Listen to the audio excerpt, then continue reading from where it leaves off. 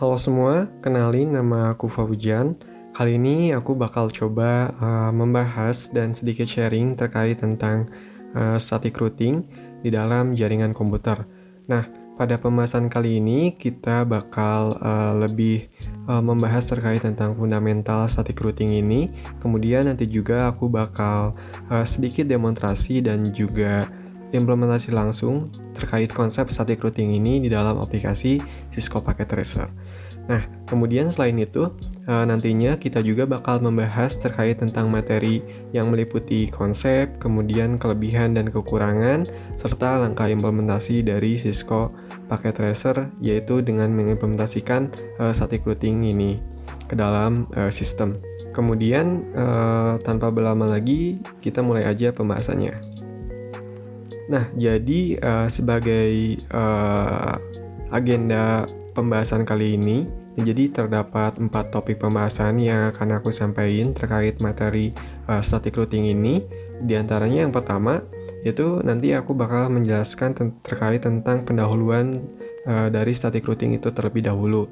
Nah, kemudian aku juga akan membahas terkait tentang konsep static routing ini. Nah, yang ketiga, aku bakal ngejelasin terkait tentang kelebihan dan kekurangan dari static routing, dan nantinya aku bakal mengimplementasikan terkait tentang implementasi dari static routing ini ke dalam software Cisco Packet Tracer. Nah, oke, kita lanjut aja masuk ke pembahasan yang pertama. Nah, jadi di dalam pembahasan yang pertama terkait tentang pendahuluan static routing, kita awali pembahasan kali ini dengan sebuah pertanyaan, apa itu router?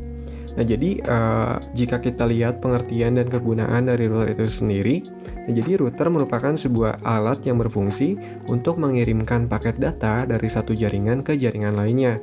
Nah, proses pengiriman data tersebut dinamakan dengan routing. Nah, router disebut sebagai perangkat jaringan yang cerdas karena selain memiliki CPU dan memori, nah router juga mampu menentukan jalur mana yang harus paket data lewati untuk menghubungkan beberapa jaringan komputer yang berbeda. Nah, kemudian setelah kita mengetahui apa itu router, nah ada pertanyaan lagi, apakah router itu sama dengan routing? Nah, kita lihat terlebih dahulu terkait tentang pengertian dari routing. Nah, jadi routing adalah sebuah proses pengiriman data atau informasi dengan meneruskan paket data yang dikirimkan dari satu jaringan ke jaringan yang lainnya. Nah, beberapa contoh dari routing itu sendiri yaitu seperti mengirimkan pesan dari satu komputer ke komputer lainnya, kemudian telepon melalui jaringan internet, atau mengirimkan data ke jaringan komputer. Nah, di dalam routing itu sendiri terdapat 2 jenis di dalamnya, yaitu static routing yang kita bahas kali ini dan dynamic routing. Jika kita sudah memahami dari kedua pemahaman tersebut, pada dasarnya antara router dan routing ini merupakan 2 hal yang berbeda. Karena pada dasarnya router itu merupakan sebuah alat dan sedangkan routing itu merupakan sebuah konsep mekanisme yang ada di dalamnya. Nah, kemudian di dalam topik pembahasan yang kedua, yaitu terkait tentang konsep static routing. Nah, jadi pada dasarnya, routing statis atau static routing ini adalah sebuah proses setting router jaringan menggunakan tabel routing yang dilakukan secara manual saat melakukan konfigurasi. Dan jika ada perubahan, maka administrator jaringan harus melakukan setting ulang pada jaringan. Nah, kemudian juga penggunaan routing statis ini juga cocok untuk jaringan yang berskala kecil. Untuk jaringan yang berskala besar itu tidak disarankan menggunakan routing statis. Nah, hal ini dikarenakan karena router jaringan ini dikelola secara manual di dalam routing statis oleh network admin, tentunya akan memakan waktu serta tenaga yang cukup banyak yang akan dialokasikan oleh network admin, sehingga di dalam proses konfigurasi ini menjadi tidak efisien. Nah, kemudian masuk ke topik pembahasan yang ketiga, yaitu terkait tentang kelebihan dan kekurangan dari static routing itu sendiri. Nah, kita awali dengan kelebihan dari static routing. Nah, jika kita lihat, yang pertama, static routing ini dapat meringankan kinerja dari prosesor router karena pemrosesan sudah tersebar pada setiap router. Nah, kemudian yang kedua, static routing ini juga dapat menghemat bandwidth karena tidak ada bandwidth yang terbuang saat terjadi pertukaran paket. Nah, yang ketiga, static routing ini juga memperoleh informasi dari si tabel routing pada saat terjadi proses pertukaran menukar paket. Nah, yang keempat, routing status ini juga relatif lebih aman. Dan yang kelima, administrator juga bebas menentukan jalur jaringan. Nah, kemudian kekurangan dari routing statis, yaitu yang pertama, network admin harus mengetahui segala informasi tentang router yang tersambung. Nah, dikarenakan routing statis ini dikelola secara manual oleh network admin, tentunya network admin ini memegang peran penting di dalam proses pengetahuan terhadap segala informasi di dalam router. Nah, apabila terdapat ketidaktahuan di dalam proses konfigurasi routing, dan tentunya ini akan menjadi sebuah masalah. Nah, kemudian kekurangan yang kedua yaitu hanya bisa digunakan di dalam jaringan yang berskala kecil. Nah, seperti yang sudah saya jelaskan sebelumnya, karena routing status ini dikelola secara manual, tentunya akan memakan alokasi waktu serta tenaga yang cukup banyak yang akan dilakukan oleh network admin karena proses konfigurasi ini secara manual, dan tentunya proses konfigurasi akan tidak efisien. Nah, yang ketiga ini konfigurasi lebih rumit, apalagi kalau banyak komputer yang terhubung. Nah, karena berkaitan dengan kekurangan yang kedua, karena tentunya hanya bisa dilakukan di dalam skala yang lebih kecil, tentunya apabila terdapat banyak komputer yang terhubung akan menjadi sebuah kompleksitas dan itu tidak sangat direkomendasikan.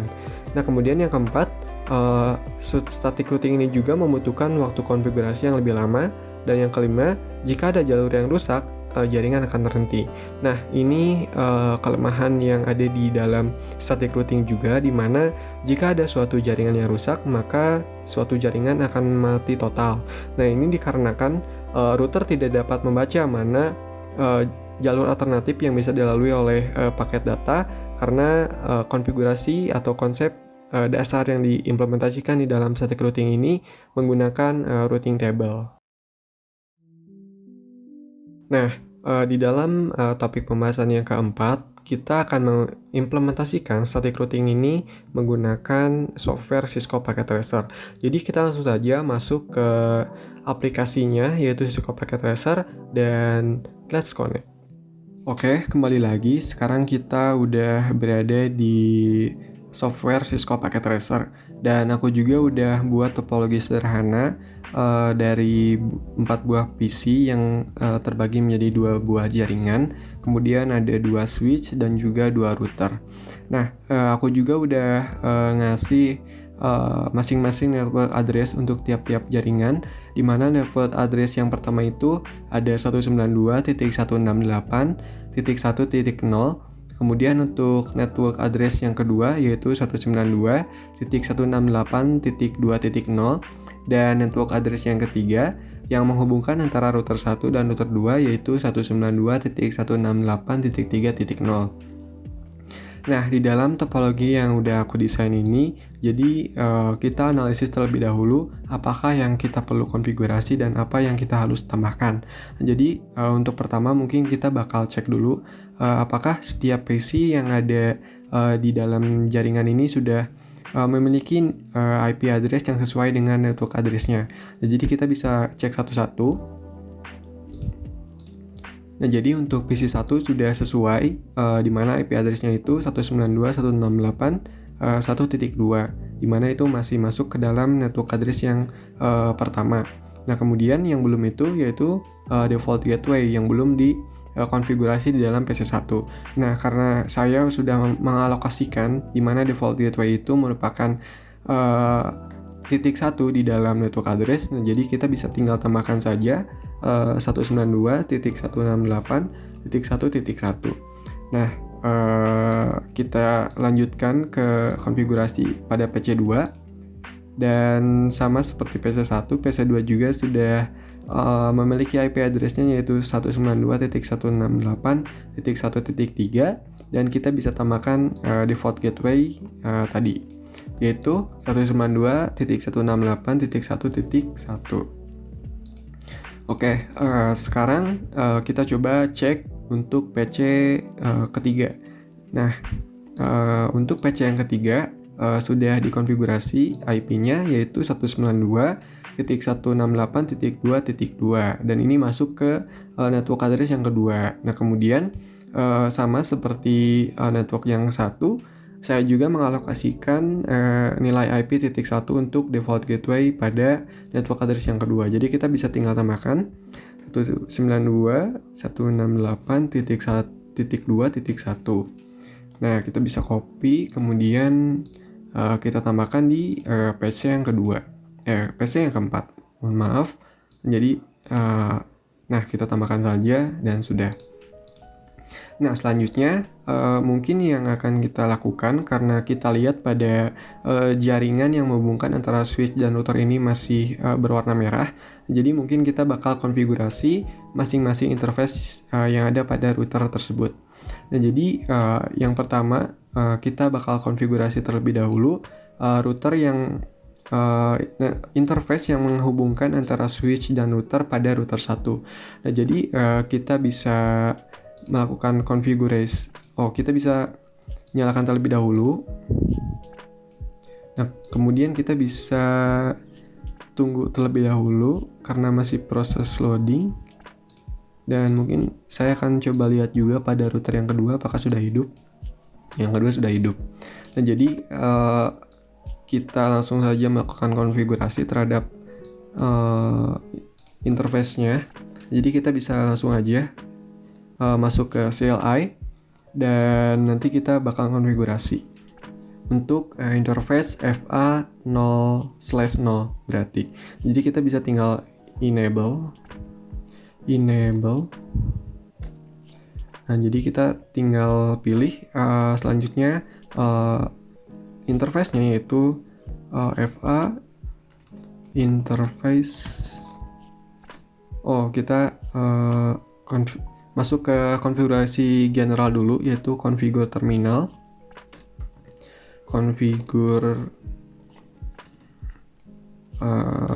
Terminal. Nah, sudah masuk. Berarti kita masuk ke FA/interface FA0/0. Nah, udah masuk. Berarti kita tinggal tambahkan saja IP address di dalamnya, yaitu IP address. Nah, untuk FA0/0 ini karena masuk ke jaringan network address yang pertama, jadi kita tinggal tambahkan saja sebagai default gateway yang tadi, yaitu 192.168.1.1 dan tidak lupa untuk net mask-nya yaitu 255.255.255.0. Dan sudah. Dan tidak lupa apabila kita sudah mengkonfigurasi, kita aktifkan. Berarti kita masukkan sintak no shutdown. Nah, sekarang sudah aktif dan kita bisa exit. Oke, untuk memastikan kita juga bisa lihat apakah interface sudah aktif. Jadi kita bisa menggunakan sintak show IP interface brief. Nah, di sini kita bisa lihat bahwa untuk interface protokol FA Internet 0/0 itu sudah dikonfigurasi menggunakan default gateway dan statusnya itu sudah yes manual up. Nah, jadi untuk interface FA 0/0 sudah aktif. Nah, selanjutnya kita bakal mengkonfigurasi interface FA1/0 di dalam network jaringan yang ketiga, yaitu 192.168.3.0. Nah, sama halnya seperti tadi. Nah, jadi kita masuk ke konfigurasi terminal secara general, yaitu configure terminal. Nah, kita sudah masuk, jadi kita tinggal tambahkan saja interface yang akan kita konfigurasi, yaitu interface FA 1/0. Nah, kita sudah masuk di interface-nya, jadi kita tinggal tambahkan saja seperti tadi. Jadi alokasi untuk FA 1/0 itu saya alokasikan sebagai IP address 192.168.2.1. 255.3.1. Nah, tidak lupa untuk netmasknya yaitu 255, 255, dan titik 0. Nah, setelah kita injeksikan IP address ke dalam interface FA1/0, kita bisa tambahkan, kita bisa aktifkan interface tersebut, yaitu dengan sintak no shutdown.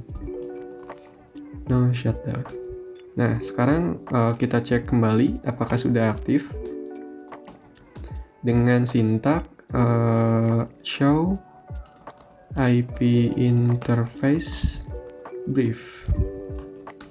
Nah, kita bisa lihat bahwa untuk internet protokol interface protokol maksudnya, interface protokol FA1/0 itu udah dikonfigurasi dengan IP 192.168.3.1 dengan status yes manual up. Nah, itu sudah aktif berarti. Nah, selanjutnya kita bisa beralih ke router yang kedua karena statusnya masih merah. Nah, jadi kita ketahui bahwa interface untuk FA1/0 ini belum dikonfigurasi dan juga FA0/0 ini belum juga dikonfigurasi. Nah, jadi kita bisa konfigurasi satu persatu. Kita awali dengan interface 1/0. Ya, interface 1/0.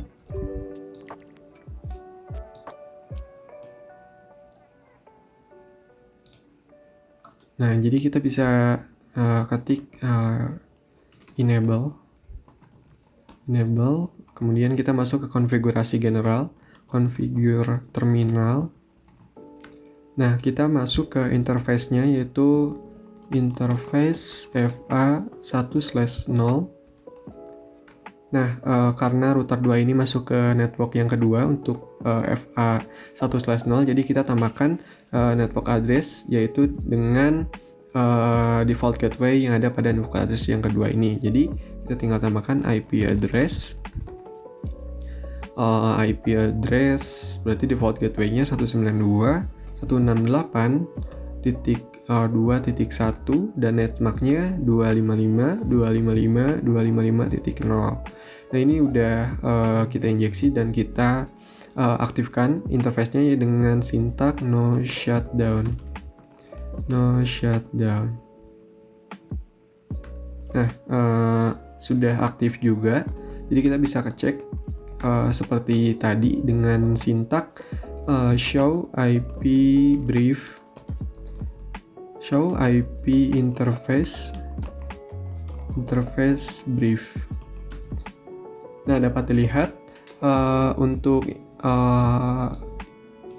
interface 1/0 itu sudah dikonfigurasi dan sisanya kita tinggal konfigurasi untuk FA0/0.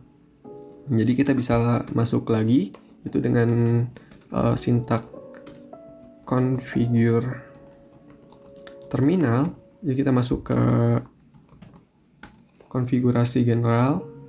Nah, untuk FA0/0 ini masuk ke network address yang ketiga. Maka dari itu, karena untuk 3.1 di network address yang ketiga itu sudah diinjeksi ke dalam router 1, maka kita tinggal tambahkan saja IP address 192.168.3.2. Kemudian netmask-nya 255.255.255.0. Nah, tidak lupa kita aktifkan. Invalid. Kita belum aktifkan interface-nya. Berarti kita interface FA0/0. Nah, kemudian udah masuk. Berarti kita tinggal masukkan IP-nya. Nah, berhasil dan kita tinggal aktifkan no shutdown. Nah, sekarang sudah aktif dan kita bisa cek kembali di show IP interface brief. Nah, Sekarang setiap interface baik itu dari router 1 maupun router 2 sudah dikonfigurasi. Nah, hal yang belum dikonfigurasi yaitu tentang routing table di dalam routing statis ini. Karena pada dasarnya apabila kita mengirimkan paket data dari network 1 ke network 2, itu tentunya tidak akan berhasil. Nah, tentunya akan valid karena router 1 belum memiliki akses masuk ke dalam network address yang kedua karena belum mengenalinya. Nah, maka dari itu kita konfigurasi secara manual yang kita namakan dengan istilah routing status ini. Nah, jadi untuk router yang pertama kita bisa konfigurasi status routing ini dengan melalui CLI juga. Jadi kita bisa aktifkan, kemudian setelah kita aktifkan kita masuk ke konfigurasi general yaitu configure terminal. Nah, dari sini kita bisa assign routing table karena dari router 1 ini direct ke network address yang pertama, jadi ini tidak perlu kita konfigurasi. Maka yang perlu kita konfigurasi ini yaitu untuk network address yang kedua. Nah, jadi kita bisa tambahkan IP route. IP route ini masukkan network address yang kedua yaitu 192.168.2.0. Nah, kemudian setelah itu tidak lupa untuk nesmahnya yaitu 255.255.255.0 dan juga interface yang menjadi jalur yang nantinya akan menghubungkan antara router 1 ke network address yang kedua yaitu dengan mengassign interface pada router 2 di FA0/0.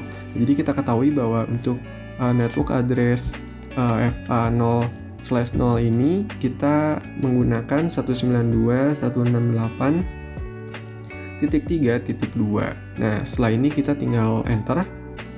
Nah, berarti kita berhasil dan kita exit. Kita exit juga. Nah, kita bisa cek dengan mengeceknya apakah static routing kita sudah berhasil atau belum.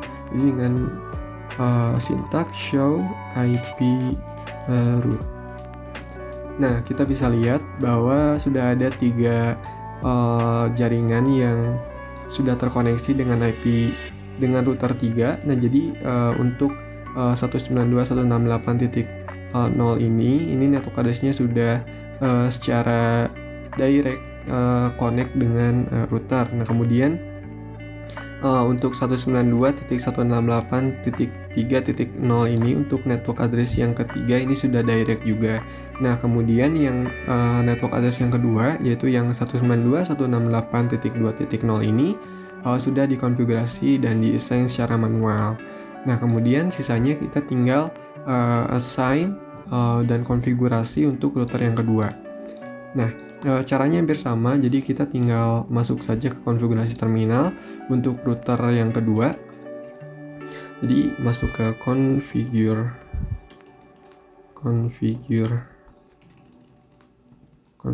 terminal.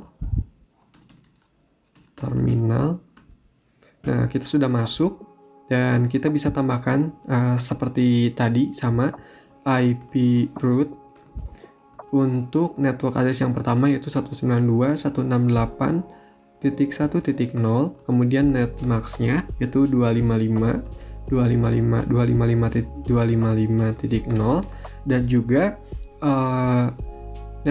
IP interface yang menghubungkan antara router 2 dan router 1 melalui router 1 di FA1/0 yaitu 192.168.3.1.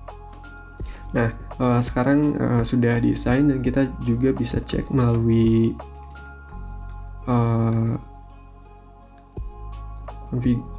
sintak berikut. Enable, kemudian show IP route. Nah, sama bahwa untuk network address 192.168.1.0 kita assign secara manual dan sisanya yaitu .2 2.0 secara direct, kemudian titik 3.0 secara direct juga. Nah, maka dari itu static routing kita pada dasarnya sudah selesai. Nah, untuk membuktikan apakah konfigurasi static routing kita berhasil atau tidak, maka kita bisa lakukan pengiriman paket data dari network 1 ke network 2. Jadi kita bisa langsung aja kirimkan simple PDU ini dari PC1 ke PC3. Nah, mungkin masih valid, kita bisa coba lagi. Masih valid juga. Kita coba dari PC2 ke PC3. Nah, successful ini membuktikan bahwa proses pengiriman data dari network 1 ke network 2 ini berhasil. Kita coba ulang. Nah, successful juga, berarti sudah bisa. Nah, kita lakukan pengiriman juga dari network 2 ke network 1. Apakah berhasil? Oh, berhasil. Kita coba juga. Oh, berhasil. Jadi kita coba ping. Sekarang kita melalui command prompt. Jadi kita bisa ping. Kita ketahui bahwa untuk dari PC1 untuk ngecek ping ke PC3 yaitu ping 192.168.2.2 untuk PC3. Nah, dan pesan dari ping ini yaitu reply prompt. Jadi ini paket data sudah berhasil diterima. Nah, kemudian untuk kita coba tes juga dari network address yang kedua ke network address yang pertama melalui PC3, kita tes melalui PC2. Jadi kita sama melalui ping di alamat address 192.168.1.3. Nah, sama sudah ada pesan reply from sekian, berarti ini membuktikan bahwa pengiriman paket juga dari network address yang kedua ke network address yang pertama itu berhasil. Nah, dengan demikian proses konfigurasi static routing kita berhasil dengan sempurna.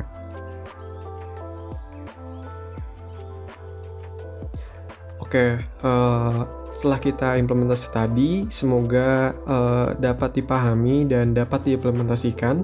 Jadi mungkin sekian yang aku bisa sharing terkait tentang static routing di dalam jaringan komputer ini.